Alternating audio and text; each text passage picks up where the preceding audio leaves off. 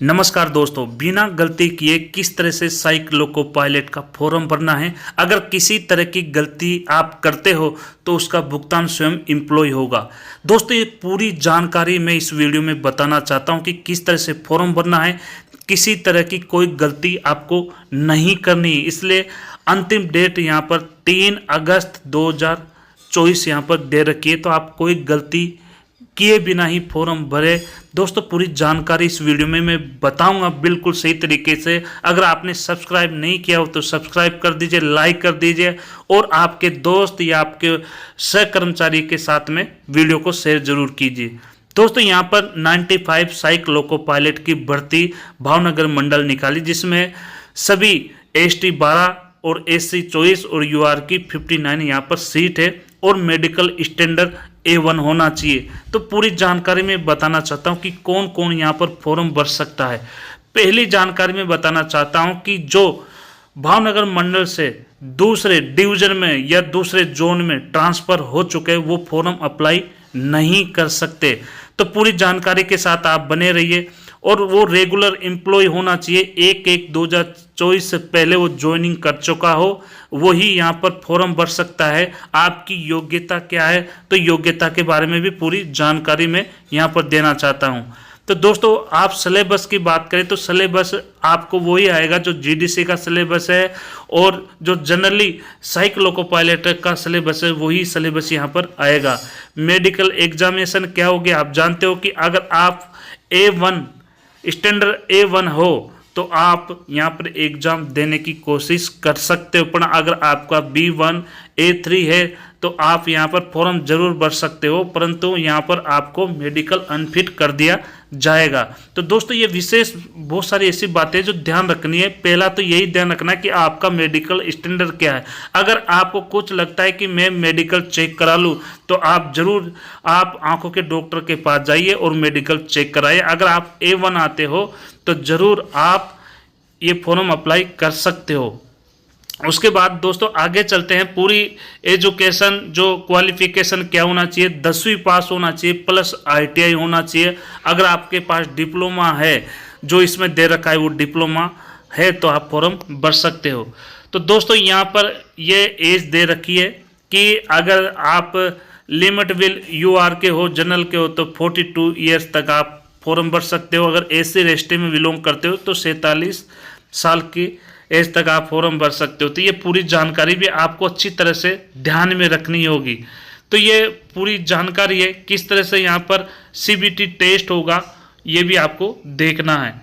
तो ये पूरी जानकारी मैं आगे बताऊंगा और पहले मैं फॉर्म अप्लाई कैसे करें उसकी पूरी यहाँ पर जानकारी आपको दे देता हूँ। तो यहाँ पर देखिए 10 नंबर का कि last date for submission of application, मतलब 3 अगस्त 2024 की लास्ट डेट दे रखी है। यहाँ पर शाम को 6 बजे 18 बजे तक आप फॉर्म भर सकते हो। और मैं ये भी जानकारी दे देता हूँ कि इसमें आपको निर्देश दे रखे हैं कि कोई कर्मचारी बीमार है या कोई कर्मचारी छुट्टी पे, तो उन कर्मचारियों को भी इस आवेदन के बारे में बताइए कि इस तरह से यहाँ पर नोटिफिकेशन निकला है। और ये जिम्मेदारी सभी सुपरवाइजर सभी अधिकारियों को भी दे रखी है, परंतु कर्मचारियों का भी फर्ज बनता है दोस्तों। तो आप सभी जो छुट्टी पे है, जो बीमार है या फिर सिक में है, तो उनको भी ये सूचना दे जिसके पास ये सूचना नहीं हो। तो यहाँ पर देखिए ये लिंक दे रखा है, इस लिंक पर हमको क्लिक करना है। तो यहाँ पर मैं क्लिक कर देता हूँ।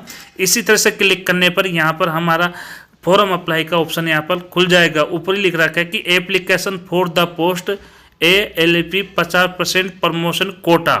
तो यहाँ पर आगे चलते हैं। आपकी ईमेल आईडी बनना बहुत ही जरूरी है और ईमेल आईडी मोबाइल नंबर वही होना चाहिए जिस पे आपको बाद में कोई ईमेल आए। तो दोस्तों, ईमेल आईडी यहाँ पर भर देनी है जो आप के पास नई बनाना है, जो आप उसका यूज करते हो ईमेल आईडी आपको बनना है। नाम और एम्प्लॉय जो आपकी सर्विस शीट में नाम है वो यहाँ पर नाम दर्ज आपको करना है। और यहाँ पर जो आपकी सर्विस शीट में जो फादर्स का नाम है वही यहाँ पर भरना।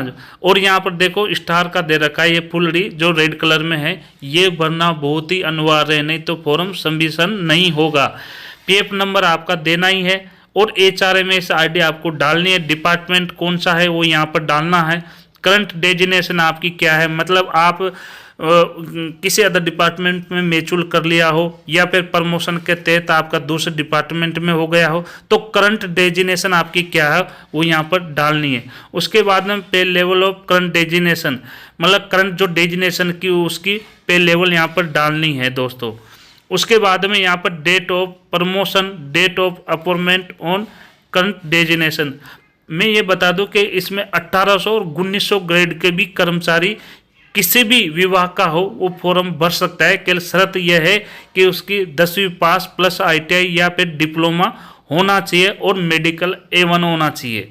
ये शर्तों के अनुसार आपको फॉर्म भरना है। वर्किंग स्टेशन ऑफिस क्या है, जो आपका वर्किंग स्टेशन और किसी ऑफिस के दिन आते हो तो यहाँ पर वो भरना है। डेट ऑफ बर्थ आपकी जन्म तिथि क्या है, तो यहाँ पर जन्म तिथि आपको डालनी है। और एज 1/1/2024 तक आपकी एज कितनी हो चुकी है ये आप कैलकुलेट करके यहाँ पर एज लिखनी है कि एज मतलब 1 जनवरी 2024 तक आपकी एज कितनी हो चुकी है। Date of appointment in railway, मतलब आपका रेलवे की सर्विस में कब अपॉइंटमेंट हुए थे ये यहाँ पर डालना है, ध्यान रखना। कैटेगरी, आपकी कैटेगरी कौन सी है, यहाँ पर कैटेगरी चॉइस करूँगा कि आप UR से हो, SC से हो या ST से हो। उसके बाद में यहाँ पर upload category certificate in case of SC ST। दोस्तों आप अगर SC ST में आते हो तो आपका कास्ट सर्टिफिकेट यहाँ पर एड फाइल में जाएंगे और यहाँ पर आप अपलोड कर देंगे। उसके बाद में एजुकेशन क्वालिफिकेशन, आपकी एजुकेशन क्वालिफिकेशन क्या है, 10वीं पास प्लस ITI है या डिप्लोमा है, तो यहाँ पर आपको डालना है। और जो अगर आपकी ITI है या डिप्लोमा है तो वो यहाँ पर एजुकेशन क्वालिफिकेशन में आपको यहाँ पर डालना होगा, अपलोड करना होगा एडिट फाइल में स्कैन करके। टेक्निकल क्वालिफिकेशन क्या है आपकी, यहाँ पर दोस्तों अपलोड एजुकेशन BA है या फिर 10वीं पास है या 12वीं पास है वो यहाँ पर डालनी है। फिर टेक्निकल क्वालिफिकेशन क्या है, ट्रेड ब्रांच क्या है वो यहाँ पर आपको लिखना है।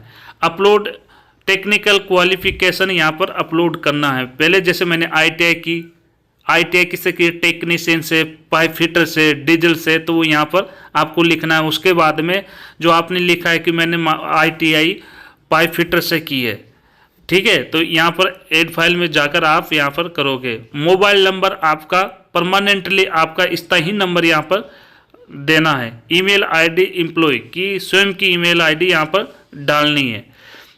उसके बाद में जो ये बहुत ही महत्वपूर्ण है कि अपलोड एप्लीकेशन फॉर्म, मतलब यहाँ पर एक एम्प्लॉय का सर्टिफाइड सुपरवाइजर का इंचार्ज का सील सिग्नेचर करके यहाँ पे डालना है।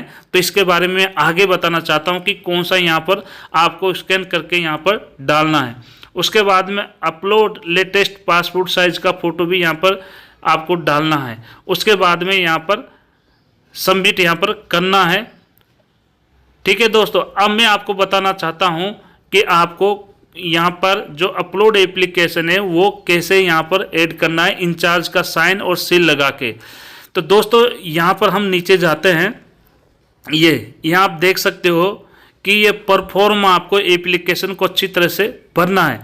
यहाँ पर आपको इंचार्ज की स्टैम्प वाला मतलब फोटो लगाने के बाद में इंचार्ज यहाँ पर स्टैम्प मारेगा, मतलब सील लगाएगा।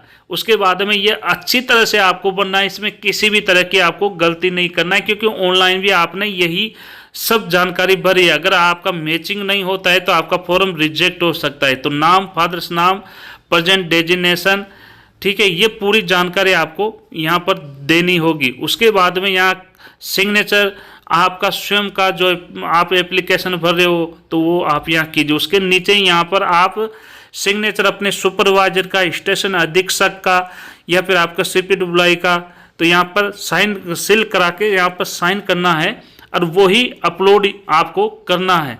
तो ये अच्छी तरह से आप देख लीजिए कि पहले आपको फ़ोटो लगाना है, उस पर स्टाम्प लगाएगा आपका सुपरवाइजर या स्टेशन अधीक्षक। उसके बाद में आपको सिग्नेचर करना है, ये पूरी आपको जानकारी भर के।